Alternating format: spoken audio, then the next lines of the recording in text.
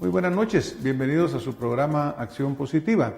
Hoy vamos a tener aquí una sesión de trabajo realmente, porque queremos aprovechar y tener el beneficio de que nuestro invitado de esta noche, el licenciado Jonathan Mencos, quien es director ejecutivo de ICEFI, nos resuelva, nos conteste preguntas que hemos venido escuchando de parte de nuestra audiencia, de parte del pueblo de Guatemala sobre un tema que es fundamental, y es el presupuesto general de la Nación para el año 2014.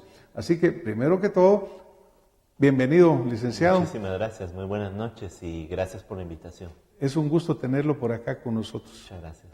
Pues yo les comentaba realmente que vamos a tener una sesión de trabajo porque pues estuvimos una plática previa con el licenciado y cada vez que tocamos este tema se va alargando y alargando, y sobre todo cuando lo que queremos es responder a esas inquietudes que ustedes nos han expresado por diferentes métodos. Empezaba ya a platicar con el licenciado y le decía, mire, año tras año sucede exactamente lo mismo. Empezamos a ver un estira y encoge, un jala por aquí, jala por allá, en relación a la aprobación del presupuesto para el año siguiente, en este caso el año 2014.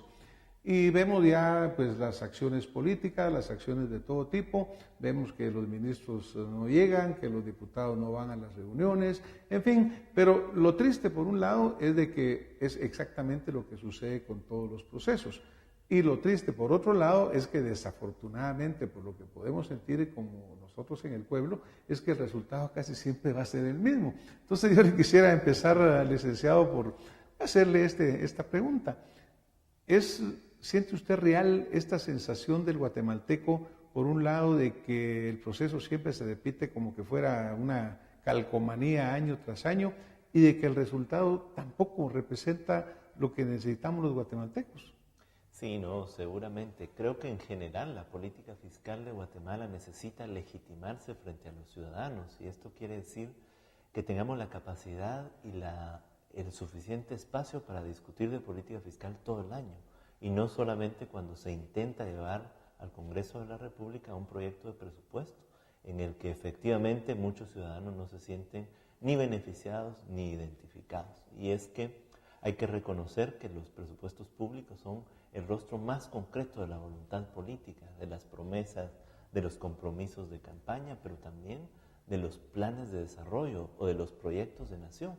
Y hay que reconocer que el presupuesto de Guatemala, si es cierto que es un proyecto de nación, es un proyecto de nación para la sobrevivencia y no para el desarrollo, ni mucho menos para vidas plenas de los guatemaltecos.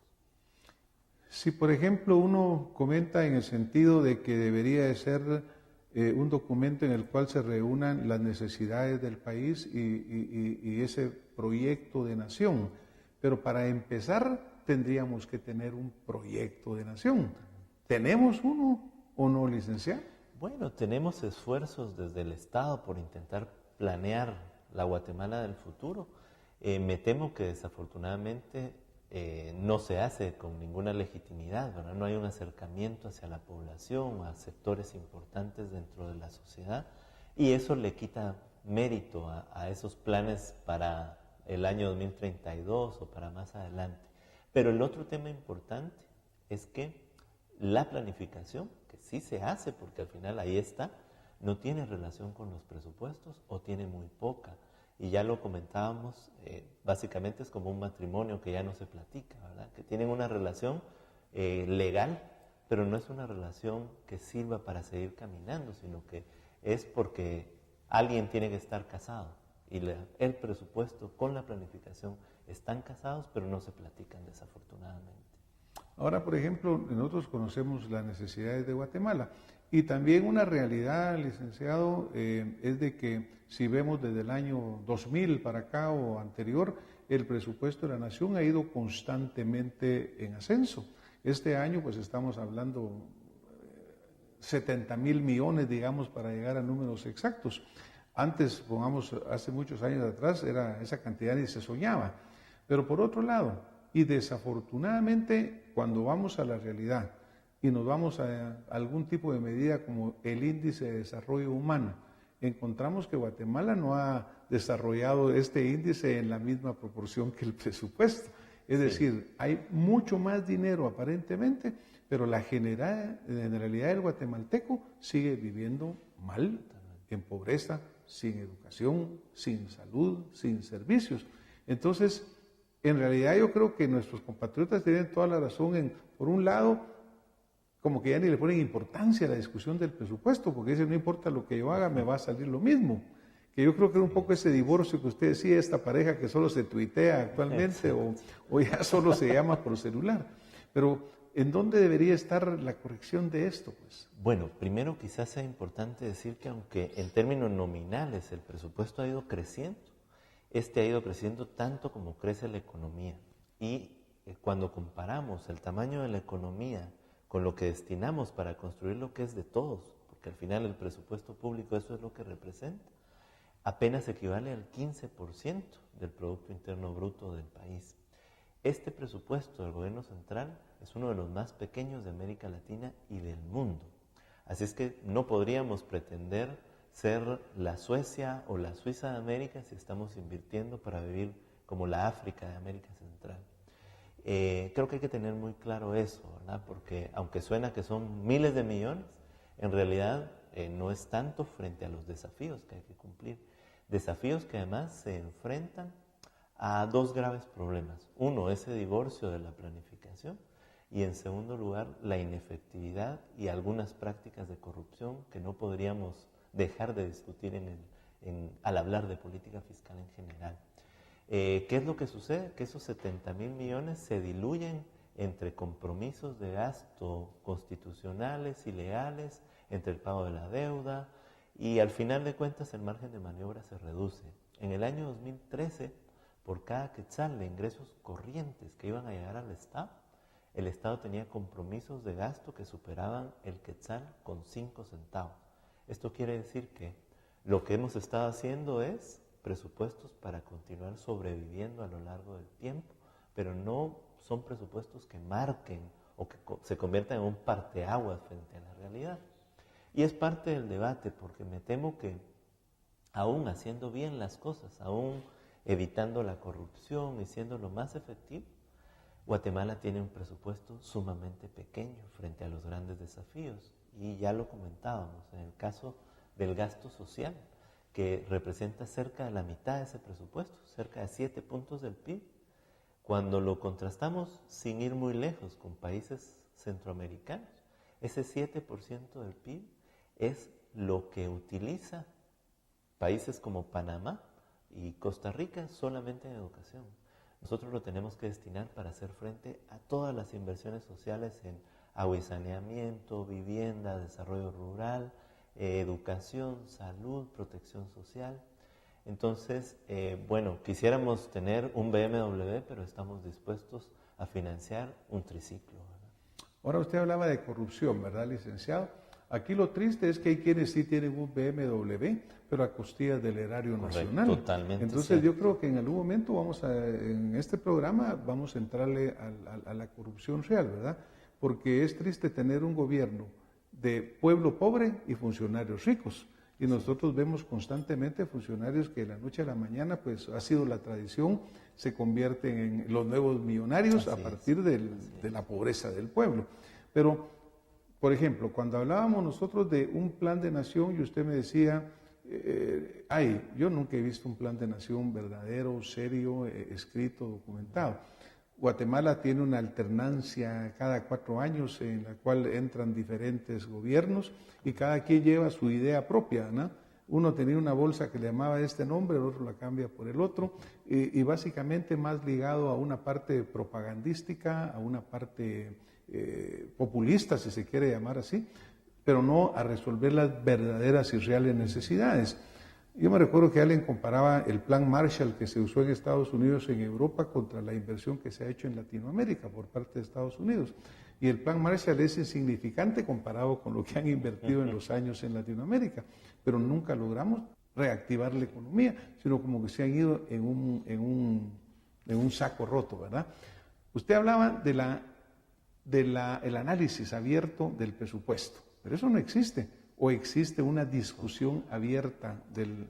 No, más allá de los esfuerzos que hacen centros de pensamiento, universidades, Me temo que no, ni siquiera existe un presupuesto ciudadano, que es una de las prácticas modernas de acercamiento de la administración pública a sus contribuyentes y a sus ciudadanos.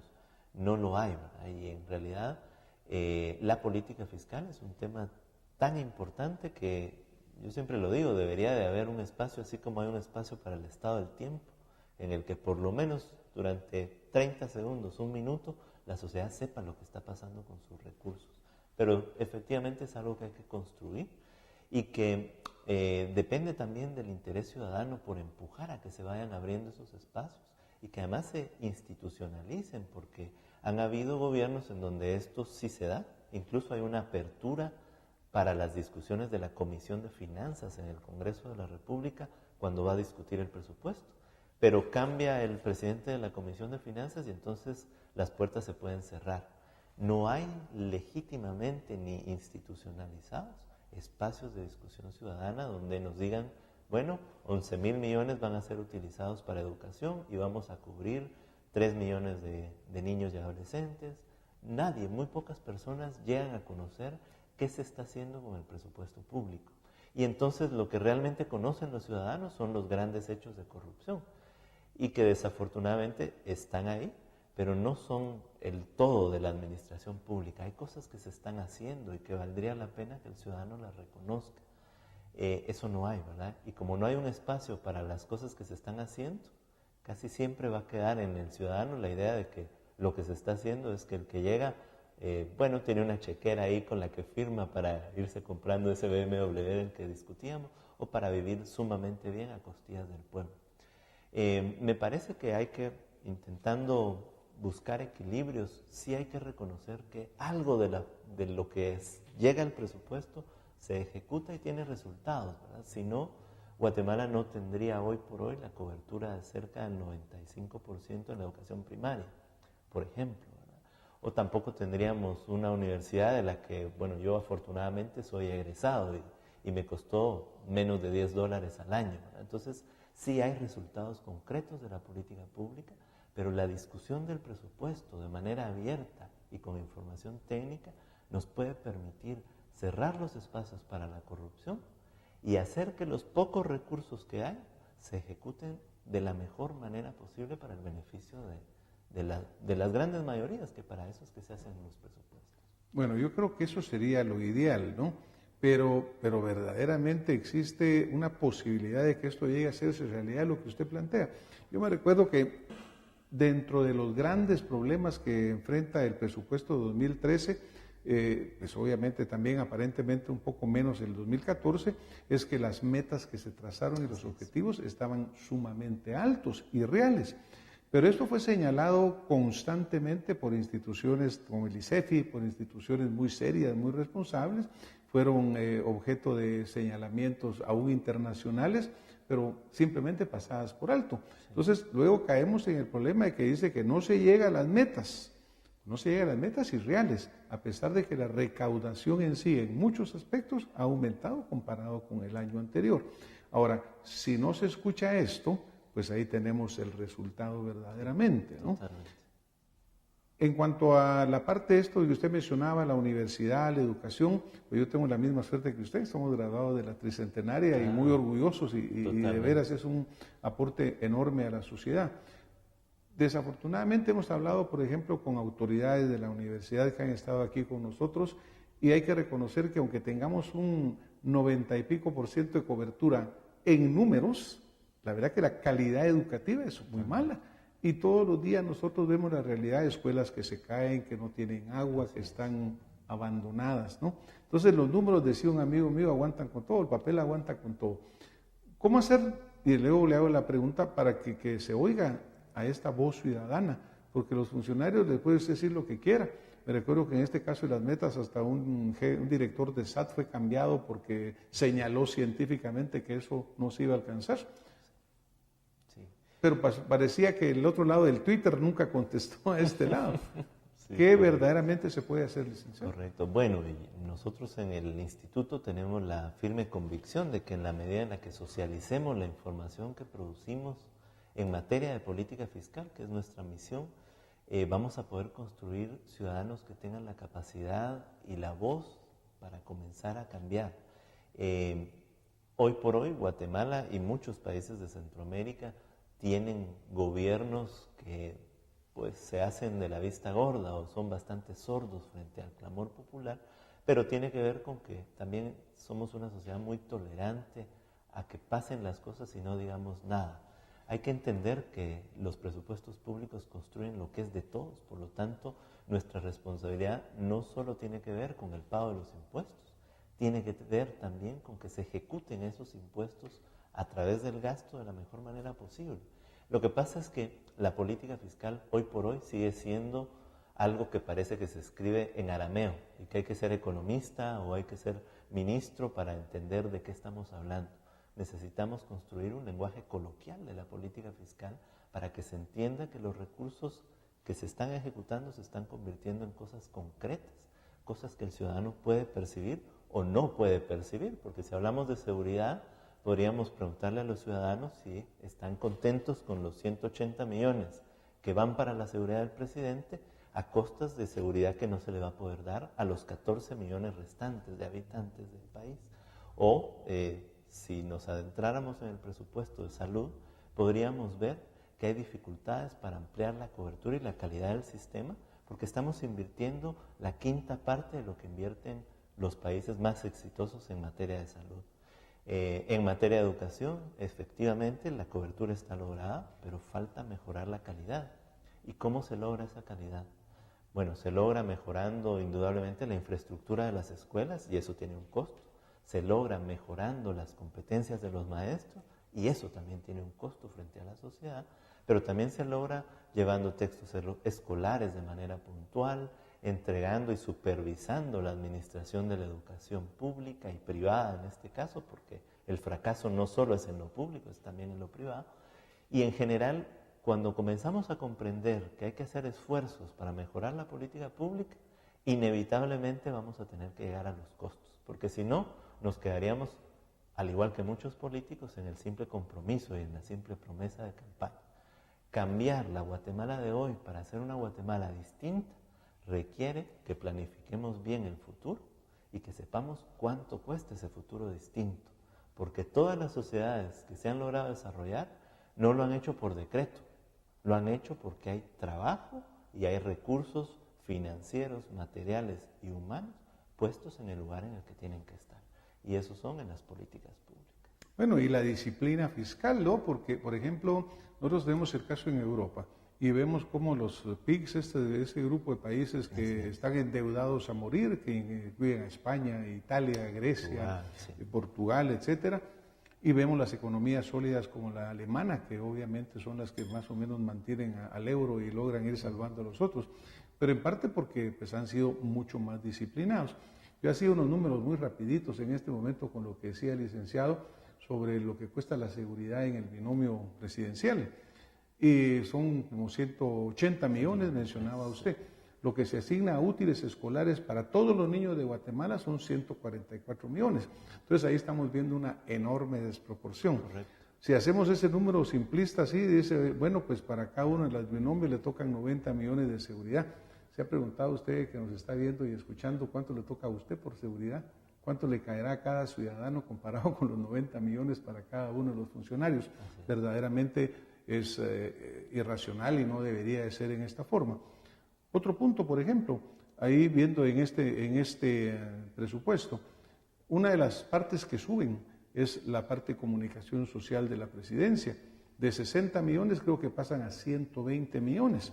Ahora, ¿es necesario publicitar tanto, gastar tanto dinero en publicidad? ¿O sería suficiente con hacer bien las cosas y que el pueblo sintiera que se está haciendo bien y que esos 160 millones vayan a las escuelas, vayan a los hospitales, vayan a mejorar al pueblo en sí? Bueno, yo siempre he creído, y nunca he sido presidente, pero siempre he creído que un presidente mejor querido es un presidente que ejecuta lo que ha prometido y lo hace de manera concreta, más que un buen anuncio. Y efectivamente creo que el Estado necesita comunicar lo que está haciendo, pero no, no a través de la utilización de tantos recursos para decir lo que se debería estar haciendo y no lo que se está haciendo en concreto. De cualquier forma, más bien son los resultados los que juzgan los ciudadanos, y ahí pues hay toda una crisis de legitimidad del gobierno y del Estado a su vez, no solo en Guatemala, además en muchos países de Centroamérica está sucediendo exactamente lo mismo.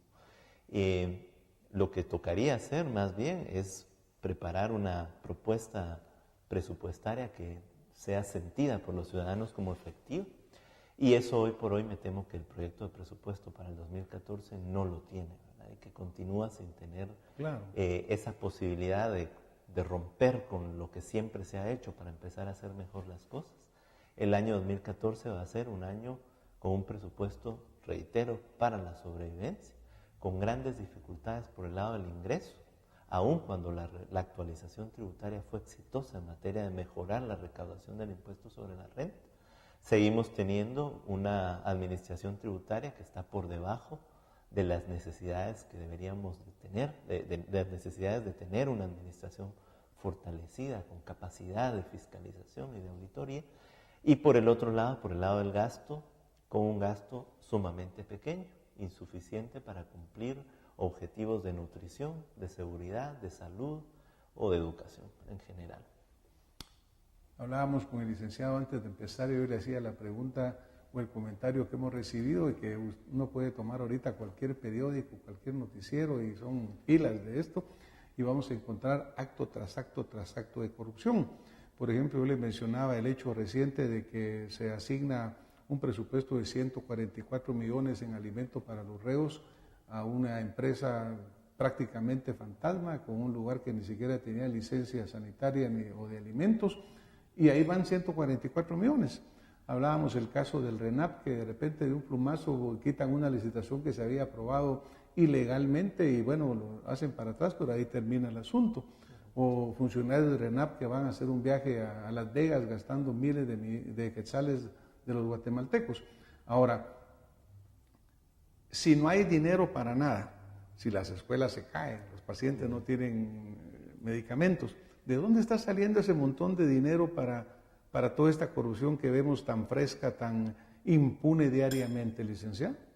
Sí, bueno, efectivamente, lo poco que hay no se está utilizando de la mejor manera posible, y aunque no tenemos un dato exacto de cuánto de los 70 mil millones o cuánto del presupuesto se va en actos y prácticas corruptas, sí hay que reconocer que hay 3 espacios por donde se allana el camino para esas prácticas corruptas, no solo en Guatemala, en todo el mundo. Y esto tiene que ver con la construcción de infraestructura pública, con la compra y adquisición de medicamentos o de otros productos que se compran a gran escala, y finalmente en la propia contratación de personal. ¿Cómo se soluciona? En primer lugar hay que fortalecer, y hay ya en discusión en el Congreso de la República, lo que pasa es que un Congreso colapsado por los intereses gremiales, pero hay en discusión iniciativas de ley para mejorar la ley orgánica, por ejemplo, del presupuesto, que necesita cerrarle los espacios a esos caminos allanados para las prácticas corruptas.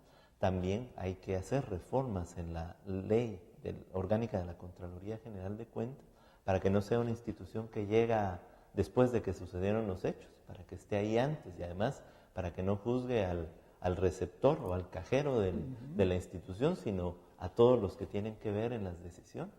Y finalmente necesitamos tener una mayor transparencia en la inversión en infraestructura, porque lo que se sabe a nivel nuevamente internacional es que en muchos casos las inversiones en infraestructura tienen una sobrevaloración de 25-40% con respecto al precio real de la inversión que se está haciendo.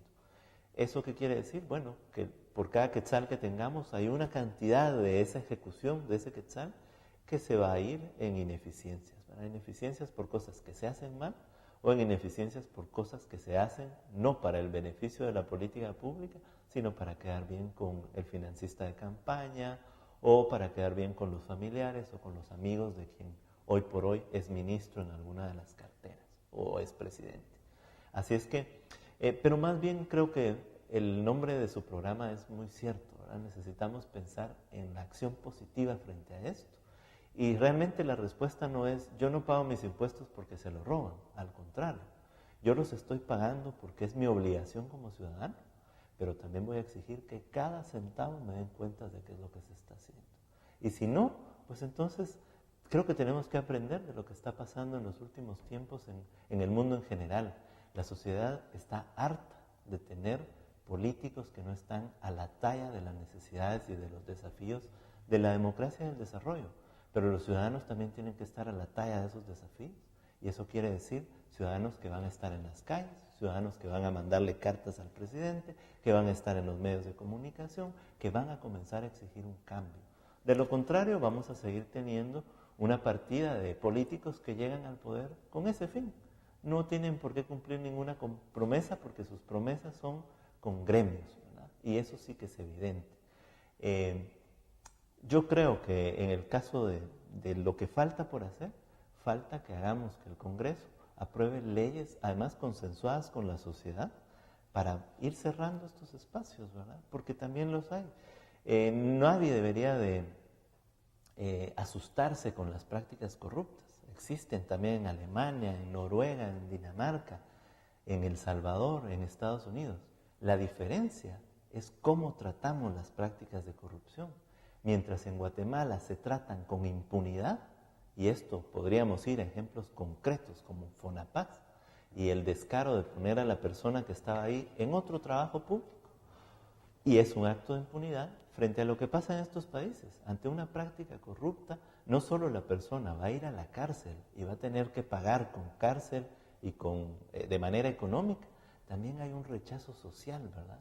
El corrupto no debe dar el rostro público jamás en la vida, mientras que aquí el corrupto hoy robó y mañana es candidato a la presidencia. Bueno, pues miren, la verdad que tenemos una agenda muy extensa con el licenciado, lo estuvimos platicando un poquito antes de estar ante las cámaras, y esta agenda incluye temas que no hemos podido llegar a tocar, pero yo creo que hasta este momento, y por ejemplo este mensaje que usted nos acaba de dar es un mensaje fundamental, esa labor del ciudadano que debe verdaderamente participar, pagar es decir, cumplir sus responsabilidades de una forma absoluta, pero obviamente debe reclamar contra la impunidad, porque sí, como decimos acá, llora sangre de repente ver pues nuestros niños muriéndose de hambre, nuestras carreteras destruidas, y podemos ver o oír que los funcionarios viajan en aviones, en helicópteros, que se construyen mansiones, mientras las casas del pueblo de Guatemala se están cayendo. Así que hoy vamos a tener que retirarnos por motivos de tiempo, pero los invito de una vez en este momento a que el próximo domingo nos acompañen para continuar esta interesante plática con el licenciado Jonathan Mencos, a quien hoy le agradecemos que haya estado aquí con nosotros, licenciado. Ha sido un gran gusto, muchísimas gracias. Nos vemos el próximo domingo con más Acción Positiva con el licenciado Jonathan Mencos. Muchas gracias.